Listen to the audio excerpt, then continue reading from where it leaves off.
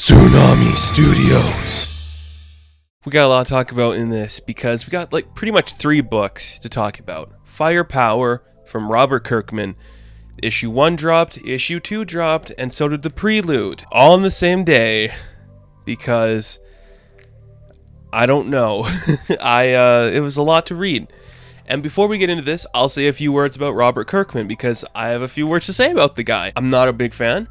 I haven't loved everything he's worked on. There's a couple of things he's done that I've really liked. I think he is a masterclass at taking a concept that people are familiar with and then spinning it on its head in a way that's unique and kind of different and chaotic, especially when it came to his superhero stuff and with his zombie stuff. He was able to do something unique while still feeling familiar, and that's exactly what a genre like that needed. So I thought that was pretty impressive. I haven't read all of Invincible, so I don't really know everything about that. I haven't read all The Walking Dead, but I've liked some of his other works. So going into this, I was kind of like, I'm mixed if I'm going to like it or not, because I don't think he's my favorite writer or creator. Saying that too, I do think if I ever break out into this industry like I really want to do and like I'm trying to do, I'd probably become somebody a lot like a Robert Kirkman with that kind of feel, because I got a lot of ideas that aren't similar to his, but they deal with the same kind of themes and ideas. So I think there's some similarity between our writing styles, which kind of sucks because I did not really like Firepower that much. And a lot of that has to come with this idea that I feel he does a lot of cliches in his writing, but he tries to spin it on his head in a different way. Every cliche in this book, from the 3 issues I read, they don't spin anything on its head or do anything different.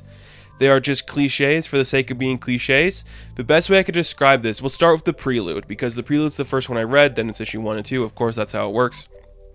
We'll start talking about the Prelude. If you know anything about the story of Ironfist, the character of Daniel Rand, this is the story.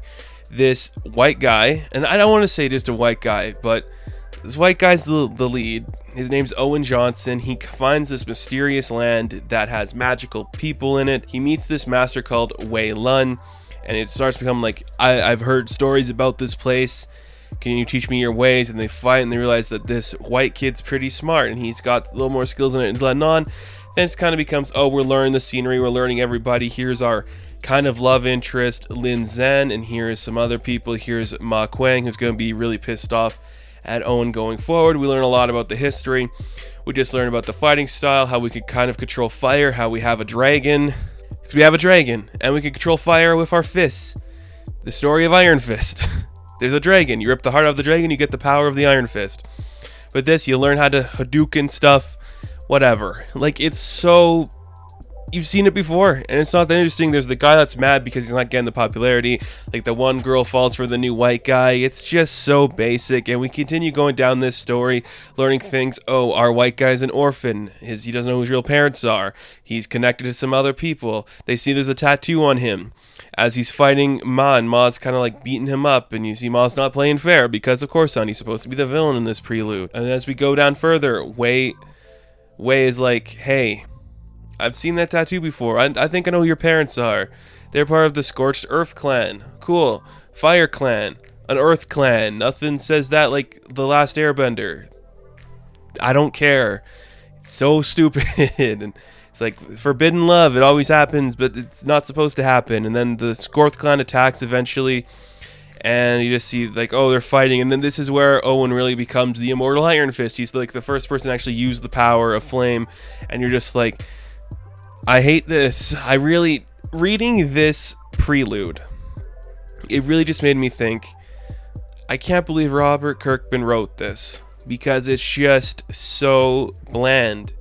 It's just everything you've seen before. It's literally the story of Iron Fist. It's literally the story of Iron Fist, right down to him actually being the one that gets the Iron Fist and using his powers. And then you think, oh, we're going to do something creative later. It jumps to 15 years in the future. The white man's back in America. And he's got a family and kids, and there's some ninjas stalking him. And that's how the Prelude ends. I hated the Prelude. I want to say this too, jumping forward. The art style doesn't work for me. All the characters looked the same, especially when they had their bald heads. Everybody just kind of blended into one color because everything's so matted and bland at times. It didn't work for me. So now we jump into issue 1. That was all the Prelude. Issue 1's not as interesting as the Prelude, and I did not like the Prelude that much. Issue 1, our boy Owen is walking. He's talking to his wife. He's got 2 kids. They're gonna have a party at a barbecue. The whole neighborhood's coming. Everyone's coming over. His daughter's trying to race him to the grocery store to get hot dog buns. He uses his ninja skills to beat her there. He meets Ma. Ma comes back, and you just see Ma's an adult now. He's got his hair grown back. He's looking more like somebody distinctive from Owen, but they still got black hair, and the skin tones are very similar, so not that different, but it's different enough to know who they are. So it's okay. He's like, hey, the Scorforge clan is attacking. We don't know where Lei 1 is. We need you to come back. And he's like, I don't know. No, I'm okay. I'm not going to come back. And he goes to the barbecue. Everyone's having a grand old time eating up. You know, they realize that his wife's a cop. The kids are excited that their mom's really cool. You know, his daughter Haley's like, I'm going to talk to boys. And then he's like, you wouldn't be mad at your son if he was talking to girls. That's sexist. Who cares? Like, it's so uninteresting. And I was reading some comments about this too, and everyone's like, Robert Kirkman has done it again. He's created another great story, another great like genre bending thing. What genre are you bending? What creative thing are you doing here? You've done this before. You've seen this a million times. This guy's special. He goes out of the world to have a normal life, but then he gets thrust back in. That's not creative or interesting. He meets up with Ma Kuang later, and that's where he learns everything that's going on. He's still like, I'm not coming back. I'm not going back. And it's just like, okay. We learned that his kind of love interest in the Prelude, Ling Zan, has passed away. And it's like, okay. Somebody killed her. Everyone thinks it was Owen, and that's why he fled to go back home. We don't really know why he's going back home. If I'm being honest with you guys, I don't think Owen's that cool of a lead. I think he's kind of an asshole. Like, we set up in the issue before, he's spending all this time because he wants to get to this clan and meet these people. Then he just leaves and won't help them again. He's even said it later on too in issue 2. He's like, Ma Kuang became one of my like best friends. We were really close, and now I'm just abandoning him because what? I have a life here? It'd be more interesting if he literally just went back to help them and took his family. Like, that would be different, and that's how you bend a genre. But this is just so basic. It is. The issue ends, and we see a ninja break into Owen's house. Then we jump to issue 2, where the whole issue is pretty much a silent fight with Owen and a bunch of ninjas in the house. They're being really quiet, not waking up anybody. That at least was cool to me. Because they're ninjas. Of course they're going to be quiet. You're not going to be hearing every little step they make or every little noise they do. And that was the interesting part. Again, the art looked a little better in this issue just because you could easily outline, oh, that's Owen, that's the ninja here, the other ninja showing up. That looked a little better than just having him fight a bunch of bald people. But I'm still not sold on the art style. The dog barks, wakes up the wife. The wife comes down with a shotgun. It's like, who are you? What are you doing in my house?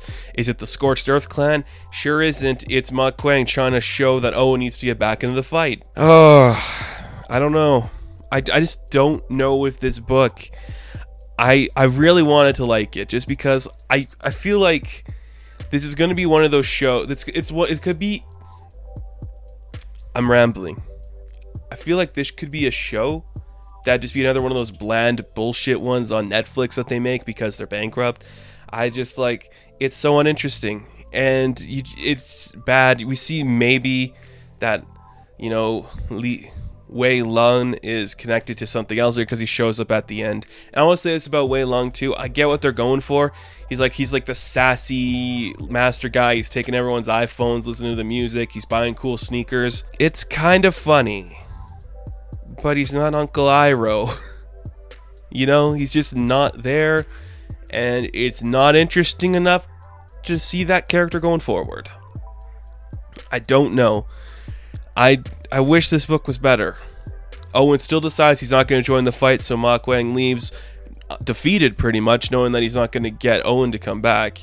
And I'm just thinking, Ironfist is doing it better because at least he doesn't have a wife and kids, because that trope's going to get played up fast. I don't know, it's just annoying. And at least Ironfist is kind of cooler in a sense, but I don't know. I didn't like it. And I want to caution people about it too.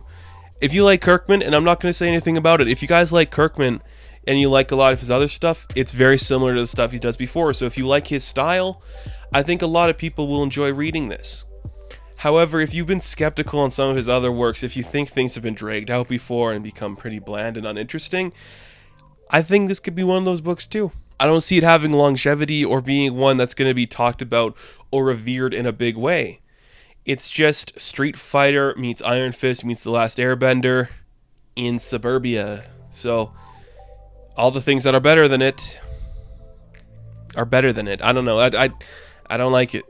I don't like anything about it, honestly. And I really tried to get into this. I focused on it. And there were some things I did like. You know, I liked the budding romance of Owen and Lin Zane. I thought that was really cool to see. And there's just a couple other moments I liked. There's some good stuff talking about Radiohead. The daughter's pretty funny at times, but everything else was just exactly what you'd expect. And it didn't work for me in any regard of the word. So, read it if you want. I won't tell you no. So that is my review of Firepower Prelude Issue 1 and Issue 2. Be sure to like and subscribe to the channel if you enjoyed this, and if you didn't, do it anyways, because I'd love to hear what you guys think. So thank you guys so much for watching this video. I will catch you in the next one. Have fun, stay safe, good luck.